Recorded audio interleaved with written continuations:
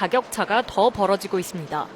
주말을 지나며 기름값 상승폭은 둔화했지만 유가 급등의 불씨는 여전합니다. 국제 유가가 $100를 넘어서며 휘발유, 경유 등 석유 제품의 국제 시세도 가파르게 오르고 있기 때문입니다. 정유사들은 국제 시세를 반영해 출고가를 정하는데 대부분 주유소에서 이미 사태 전 출고한 재고가 소진돼 앞으로 더 오를 가능성이 큽니다. 정부는 기름값의 상한을 지정하는 방안까지 검토하고 있습니다. 최고가 지정제는 1997년 석유 가격 자율화 이후 한 차례도 시행된 적이 없습니다. 다만 이에 따라 판매자가 공급을 줄이면서 공급 절벽이 생길 수 있고 가격을 통제받은 민간 사업자의 손실을 국가가 보전해줘야 할 수도 있는 점 등은 부담입니다. 정부는 우선 비축유 방출을 준비하고 급등 시 정책 수단을 모두 동원한다는 계획입니다. 비축유도 수급 위기 시 즉시 방출할 수 있도록 방출 계획을 철저히 준비하고 있습니다. 사태가 장기화될 것에 대비하여 추가적인 위기관리 대응 계획도 선제적으로 준비하고 있습니다. 기름에 붙는 세금, 유류세를 지금보다 더 깎아줄 수도 있습니다. 앞서 정부는 러시아 우크라이나 전쟁이 터지자 유류세 인하율을 37%까지 확대한 바 있습니다. KBS 뉴스 최인영입니다. 이재명 대통령이 중동 상황 비상경제점검회의를 열고 유가와 환율 등 경제 전반을 점검했습니다. 물가 관리에 대한 각별한 당부도 있었는데 특히 석유류에 대해선 최고 가격 제도를 신속하게 도입하라고 지시했습니다. 최유경 기자가 보도합니다. 미국과 이란 전쟁이 장기화할 조짐을 보이는 가운데 이재명 대통령이 중동 상황에 대응하기 위한 비상경제 점검회의를 열었습니다. 우리 경제는 글로벌 무역과 중동 에너지 수입 의존도가 높은 만큼 최악의 상황까지 대비해야 한다고 강조했습니다. 향후의 전개 양상을 예단하기 어려운 만큼 정부는 최악의 상황까지 염두에 두고 비상한 각오로 선제적 대응책을 마련해야 되겠습니다. 금융 외환 시장 안정을 위해 100조 원 규모로 마련된 시장 안정 프로그램을 확대하고 중앙은행 차원의 추가 조치도 마련하라고 지시했습니다. 에너지 수급 역시 비상한 대책이 필요하다며 대체 공급선을 신속 발굴하라고 주문했습니다. 전략적 협력 국가들과 공조해 호르무즈 해협을 경유하지 않는 원유 공급 방법을 찾으란 겁니다. 이 대통령은 최근 급등한 석유류 등 에너지 관련 물가 관리도 당부했습니다. 정유사와 주유소의 담합과 매점 매석, 사재기 등 불법 행위를 철저히 단속하고 석유 가격 상한을 정하는 최고 가격 제도도 신속히 도입하라고 했습니다. 에너지 가격 상승으로 인한 물가 부담은 서민들에게 가장 먼저 또 가장 크게 돌아간다는 점에서 세심하고 실효성 있는 대책을 마련해야 됩니다. 청와대는 이번 주 안에 석유 최고 가격제가 시행되도록 관련 고시를 제정하고 유류세 인하폭 확대와 소비자 직접 지원 등을 폭넓게 검토하겠다고 밝혔습니다. KBS 뉴스 최혜경입니다. 유가 급등과 불안한 경제 상황에 여야도 저마다 대책을 내놨습니다. 더불어민주당은 정부 대응책을 뒷받침하겠다고 했고 국민의힘은 실효성이 없다며 유류세 인하, 비축유 방출까지 검토하라고 요구했습니다. 이원희 기자입니다. 민주당은 주유소 기름값 상승을 단속하겠다는 정부의 발을 맞췄습니다. 국가적 위기를 틈탄 부당이득은 중대범죄라며 최고 가격 지정제에 힘을 실었습니다.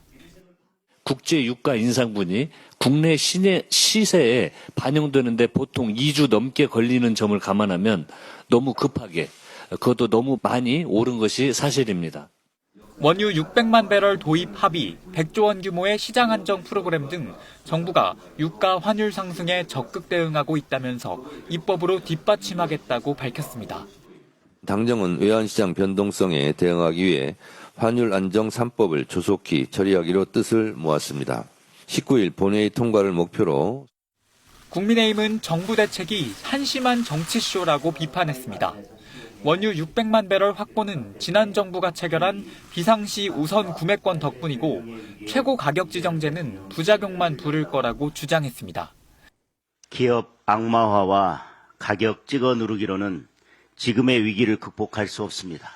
시장 왜곡과 공급 위축을 부르고 국민의힘은 실효적 대책이 필요하다며 유류세 인하와 비축유 방출 검토 등을 요구했습니다.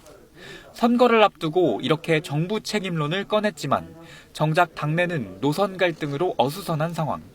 긴급의원총회에선 이른바 절윤 목소리가 또 나왔습니다. 당을 탈당하여 우리 국민의힘과 아무런 관련이 없습니다. 향후에도 그러할 것입니다. 송 원내대표는 12.3 비상계엄에 대한 사과와 반성도 다시 밝히자고 제안했습니다. KBS 뉴스 이원입니다. 미국과 이스라엘의 공습으로 사망한 이란 최고 지도자 알리 하메네이를 이을 후임으로 차남인 모즈타바가 선출됐습니다. 이란 이슬람 혁명 수비대 등이 모즈타바에 대한 즉각 지지 선언을 한 가운데 이란이 강경 노선을 예고하며 전쟁 장기화가 우려됩니다. 보도에 정지주 기자입니다. 알리 하메네이 사망 후 후계 구도를 논의해온 이란 전문가 회의가 모즈타바 하메네이를 최고 지도자로 선출했습니다. بر اساس رأی قاطع نمایندگان محترم مجلس خبرگان رهبری به عنوان سومین رهبر نظام مقدس جمهوری اسلامی ایران 이란 국영TV는 압도적인 찬성표로 선출됐다는 성명을 낭독하며 테헤란 도심에서 시민들이 축하하는 모습도 방영했습니다. 이슬람 혁명 수비대는 완벽한 복종을 선언했고 이란 안보수장인 라리자니 최고 국가안보회의 사무총장도 모즈타바를 공개 지지했습니다. 헤즈볼라는 텔레그램을 통해 축복받은 이슬람 혁명 지도자라 했고 예멘 후티 반군도 이란의 적들에게 강력한 타격이 될 거라고 평가했습니다. 최고 지도자로 선출된 모즈타바는 이란 국정 전반에 걸쳐 최종 결정권을 보유합니다. 군부 실세인 이란 이슬람 혁명 수비대의 총사령관이며 고농축 우라늄 비축권에 대한 통제권도 갖습니다.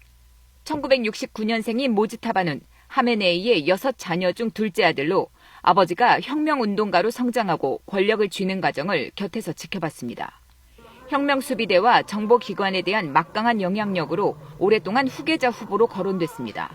이란은 최고 지도자 최종 결정과 발표를 미국과 이스라엘의 공격 위협에 보완 우려로 미뤄왔습니다. 하지만 모즈타바를 선택하며 이란은 강경 노선을 예고했습니다. 전쟁 장기화에 대한 우려가 커지는 이유입니다. KBS 뉴스 정지주입니다. 트럼프 미국 대통령은 이란의 차기 최고 지도자가 자신의 승인을 받지 못하면 권력을 유지하기 어려울 거라고 경고했습니다. 이란의 농축 우라늄을 확보하기 위해 특수부대를 투입할 가능성도 배제하지 않았습니다. 워싱턴 김지숙 특파원입니다. 이란 정권 교체를 언급한 트럼프 대통령이 또 한 번 그 뜻을 분명히 했습니다. 이란의 최고 지도자는 자신의 승인을 받아야 할 거라며 승인을 받지 않으면 오래 버티지 못할 거라고 말했습니다. 이미 용납 불가 의사를 밝힌 하메네이의 차남, 모즈타바 하메네이를 향한 경고로 풀이됩니다.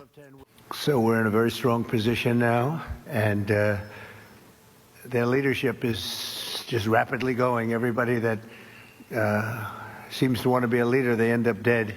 트럼프 대통령은 이란의 고농축 우라늄을 확보하기 위해 특수부대를 투입할 가능성도 배제하지 않았습니다.